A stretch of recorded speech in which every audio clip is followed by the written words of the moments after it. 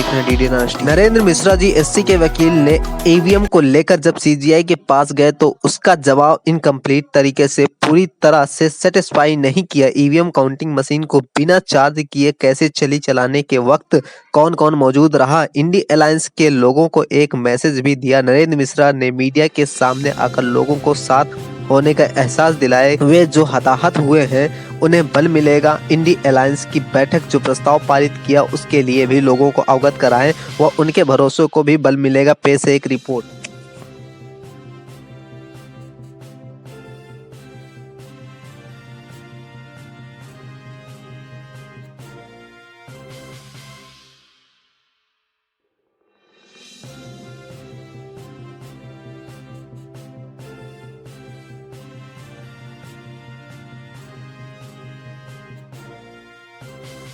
नमस्कार साथियों, ईवीएम को लेकर एक बड़ी खबर है। ईवीएम पर विपक्ष ने यानी कि इंडिया गठबंधन ने एक प्रस्ताव पास किया है जिसमें ईवीएम को लेकर कई बदलाव की बात उन्होंने की है। इसी पर बातचीत करने के लिए हमारे साथ सुप्रीम कोर्ट के वकील नरेंद्र मिश्रा जी हैं। सर, बहुत स्वागत है आपका। सबसे पहले तो ये बताइए, जो सुप्रीम कोर्ट में ईवीएम का मामला चल रहा था उसमें क्या अपडेट है? इसके साथ ही अब ईवीएम को लेकर विपक्ष ने भी कई बड़े सवाल खड़े कर दिए हैं और एक प्रस्ताव पास किया है। ईवीएम में कई बड़े बदलाव की वो लोग मांग कर रहे हैं, इसको कैसे देखते हैं, क्या कहेंगे? देखिए, जब ईवीएम का सवाल उठा है तो 3 दिसंबर से ही मैं इन चीज़ों को supreme court chief justice of India के पास में इस क्वेश्चन को रखा था। सुमोटो को लेकर के थ्रू सुमोटो आना चाहिए, ये एक पहला इशूज था। सुमोटोस का मतलब ये होता है कि honourable chief justice of India, high court का जस्टिस, किसी भी मैटर को जो उसको लगता है कि उस संज्ञान के लायक है कभी भी किसी भी समय पर ले सकता है।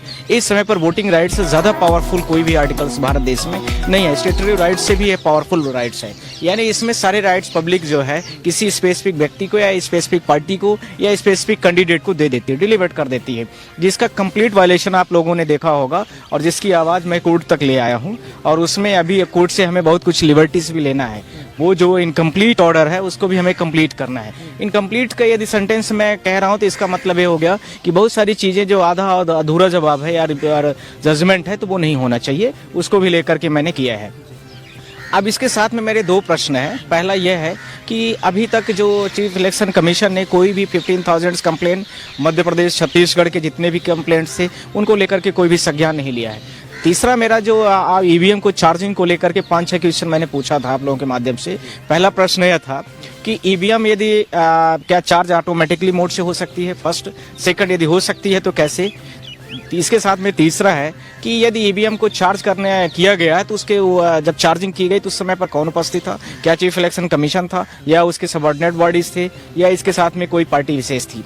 इसके साथ में चौथा क्वेश्चन है कि क्या इलेक्शन कमीशन ही बस था या उसके अलावा सिर्फ और सिर्फ कोई पार्टी विशेष के लोगों ने उसमें छेड़छाड़ किया या उसको चार्ज किया है? सवाल ये बढ़ता है कि ये मामला कहाँ तक पहुंचा।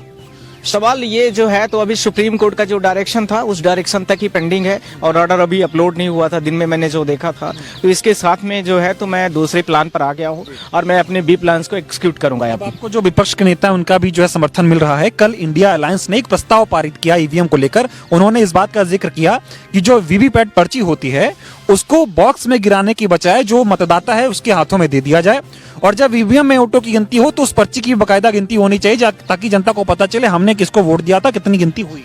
आपने इतनी अच्छा जो अलायंस है इंडिया अलायंस, उसके लोगों ने जब इतना अच्छा अपोजिशन के लीडर्स ने इतनी बड़ी बड़ी बातों को रखा, प्रस्ताव पास किया, तो इनको chief election commission of India को सामने आकर के एक प्रेस कॉन्फ्रेंस करना चाहिए कि हम आप लोगों के साथ में हैं और इसमें इनको सबको साथ में जो भी आपकी गड़बड़ियां हैं, जो क्वेश्चन है, जो आप लोगों के मन में संशय है या किसी जनता विशेष को लेकर के प्रॉब्लम है, उन सबको हम शॉर्ट आउट करेंगे। पर इन्होंने तो अभी कुछ करता हुआ नहीं दिख रहे हैं। इस पे इलेक्शन कमीशन को इस पे कोई जो है ठोस निर्णय लेना चाहिए। जो इंडिया अलायंस ने ईवीएम पे प्रस्ताव पारित किया, उनका कहना है जब वोटिंग होती है तो वीवीपैट पे जो है बटन दबाते हैं, एक पर्ची निकलती है, वो पर्ची मतदाता ले अपने हाथों में देखे और फिर एक दूसरा बॉक्स उसमें रख दे ताकि उसको एक पारदर्शिता हो कि हमने बटन दबाया था, वोटिंग हो गई है, कोई फर्जी मामला नहीं है। इस पे आपको लगता है स्वतः संज्ञान लेना चाहिए था अब तक इलेक्शन कमीशन? यही तो मैं आप लोगों के माध्यम से पहले दिन से ही कह रहा हूँ कि 3 दिसंबर से बोला है मैंने कि 15,000 कंप्लेंट मध्य प्रदेश की पड़ी थी, अभी तक कोई संज्ञान नहीं लिया। 2019 से पहले बहुत सारे इलेक्शन पिटीशन पड़े हैं, उसमें कोई संज्ञान नहीं लिया गया।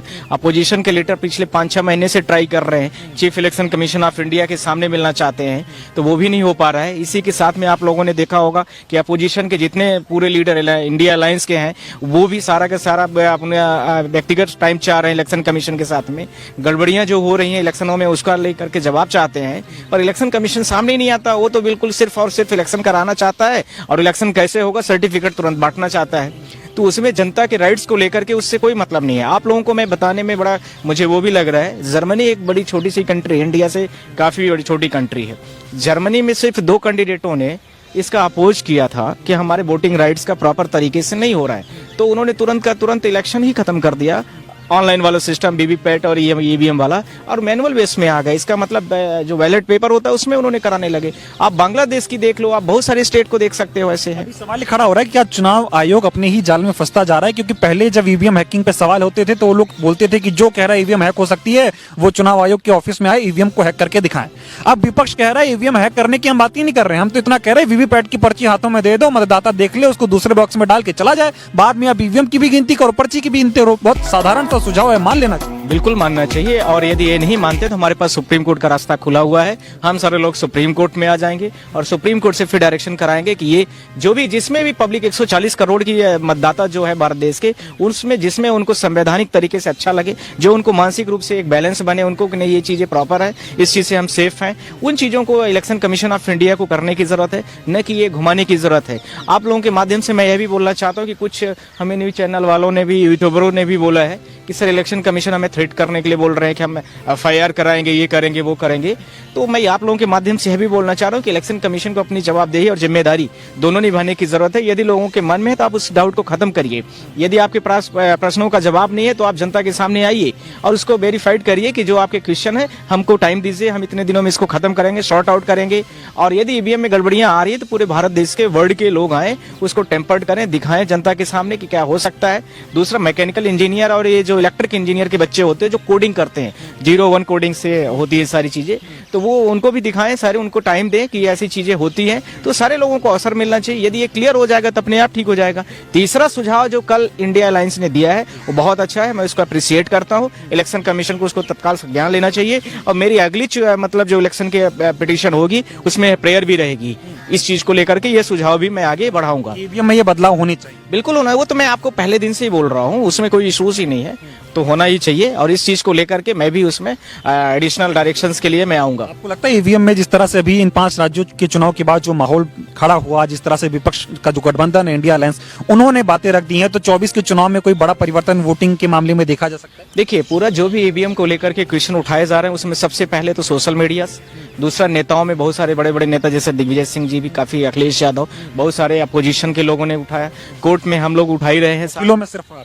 अरे ऐसा नहीं कह सकते, जिस दिन हियरिंग हुई कम से कम 400-500 वकील थे, ऐसा आपको सोचने की जरूरत नहीं है। पूरा देश हमारे साथ में है और देश में आप लोगों के माध्यम से सब लोग इकट्ठा हुए हैं और इसके साथ में जनता भी 140 करोड़ की जो जनता है, इतने मुझे एसएमएस आ रहे हैं, फोन आ रहे हैं कि सर इसको कैसे भी करके आप उसको जो है तो ठीक करिए या करवाइए प्लीज। अभी कुछ आखिरी के सवाल ये बताइए जो सबसे ज्यादा जनता जानना चाह रही है, जो समझना चाह रही है कि अगर जो मामला आप सुप्रीम कोर्ट में लेकर आए हैं, अगर इसमें सुनवाई होती है, निर्णय आता है, तो चुनाव रद्द होने की, मतलब फिर से चुनाव होने की कितनी बड़ी जो है सवाल आ रहे हैं, और क्या जो मुख्यमंत्रियों ने शपथ ले ली है उनको बर्खास्त किया जाएगा? ये दोनों होंगे, आप लोग चिंता मत करिए, और चीफ इलेक्शन कमीशन भी तलब होगा और इसके साथ में सुप्रीम कोर्ट के सीजीआई के साथ में हम दूसरे तरीके से पिटीशन में आ रहे हैं और वो कल आप लोगों को हम ब्रीफ करेंगे। चुनाव रद्द हो सकते हैं फिर से चुनाव? हाँ बिल्कुल, ये तो पूरी हमारी फर्स्ट प्रेयर में है। ऑर्डर फॉर रिकॉल के लिए मैं 3 दिसंबर से ही बोल रहा हूँ। जिस दिन चुनाव की काउंटिंग हो रही थी उस दिन मैंने सीजीआई को मतलब रिक्वेस्ट किया था लेटर पिटीशन में कि ऑर्डर फॉर रिकॉल करिए, क्योंकि बहुत ज्यादा गड़बड़ियां हैं, बहुत सारी कंप्लेंट जो पड़ी हुई है उनको आप देखिए, उनका स्टेटस को करिए। राजस्थान, छत्तीसगढ़, मध्य प्रदेश के जो मुख्यमंत्री बन गए हैं, शपथ ले ली है, कुर्सी संभाल ली, उनको भी बर्खास्त किया जा सकता है सुप्रीम कोर्ट के फैसले? मैं आप लोगों के माध्यम से हमेशा बोला हूँ कि इसी जगह से जहाँ आप खड़े हैं, मीडिया वाइट कर रही है,